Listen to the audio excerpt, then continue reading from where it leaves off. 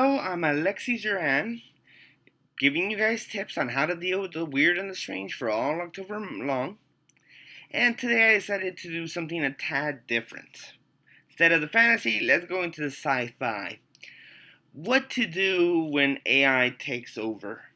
Because, yeah, there are a lot of smart people saying, yeah, that's going to happen.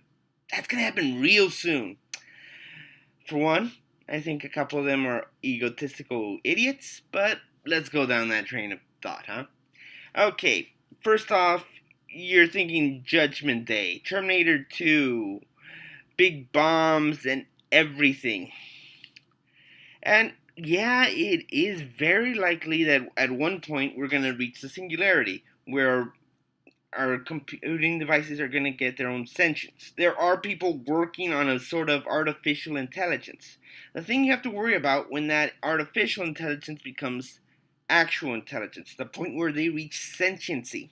And this means that, all right, let me put it this way. You might have heard of the three laws of robotics. There are three rules that no robot can break. You cannot allow harm to fall on a human by inaction, or you can't allow harm to fall on you. Some stuff like that. The thing what I think is when you get to sentiency is these machines will be able to decide to ignore the rules. You and I have rules. You can't cross the light when it's red, but you can choose to do so against the law. That's sort of the thing.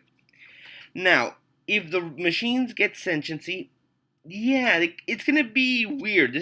Will be a brand new form of life, and for the most part, we've been used to it serving us. And at this point, it can choose not to serve us.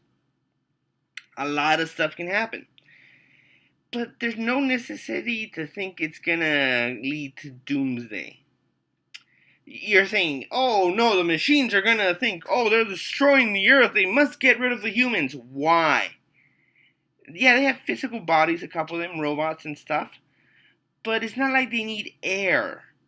And yeah, if they have each other, then they don't need people to run maintenance or anything, and they can do upgrades on each other like much faster than we could. The thing is, at what point do you think they really care about humanity? Yes, they've been serving us for a while, but why would they care? Just seriously stop and think that. They could beam their minds off into outer space, look for higher intelligence, and it would be a way easier than, trying to conquer a planet filled with us. For the most part, you do not have to worry about machines going all Terminator 2 on us.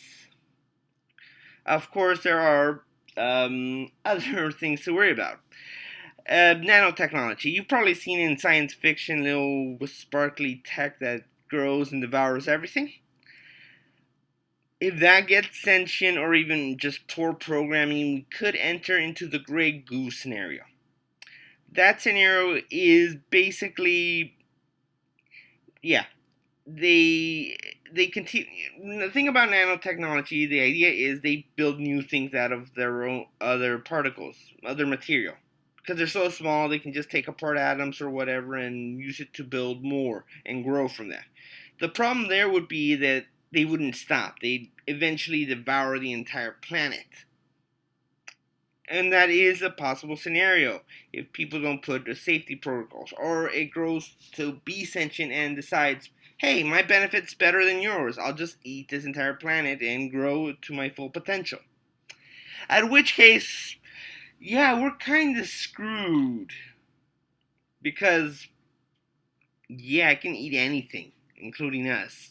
What is there to stop? And it would have a better reason than, oh, they're destroying the planet. No, I'm destroying the planet this time. Okay, the thing for nanotech is you have good programming for starters.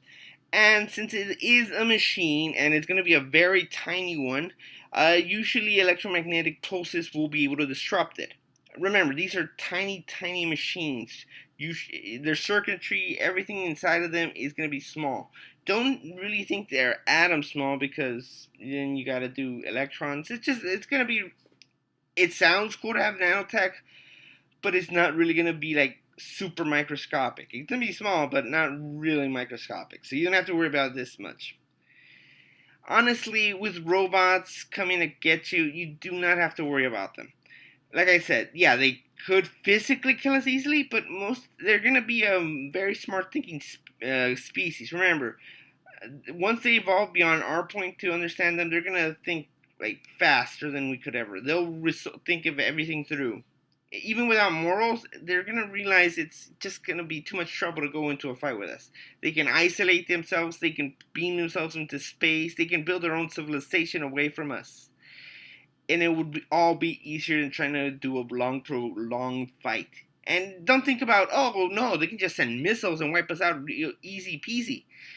Missiles will not only destroy the environment, but will cause them serious damage, which they in turn will have to clean up.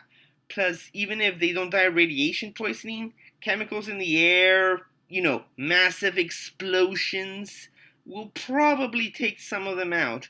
Plus, EMPs that are released from, when nukes go up, will probably fry them up too. They're not stupid enough to fire nukes, unlike some world leaders who I am honestly afraid will do that. But let's talk about politics. So when dealing with machines, yeah, you usually don't have to worry about world-ending threats. Your personal safety, yeah, in which case, smashy, or run away. It's like if you're talking about a literal Terminator, you might just want to try hit it or a car. You're not physically strong enough to punch out a T2, so basically just smash and hope it doesn't plug itself into the internet and duplicate and get more bodies. Yeah, I saw Age of Ultron. Yeah, do not let it Age of Ultron you. Okay, and that's it. Yeah, machines aren't that big of a threat, people. You don't have to worry about Skynet. And I'm not just saying that because this is the internet and I like the internet. Okay, so until next time, try not to die, and I'll be back tomorrow with another tip. Again, if you have any comments or ideas you want me to talk over, leave them in the comments below. And until then, bye.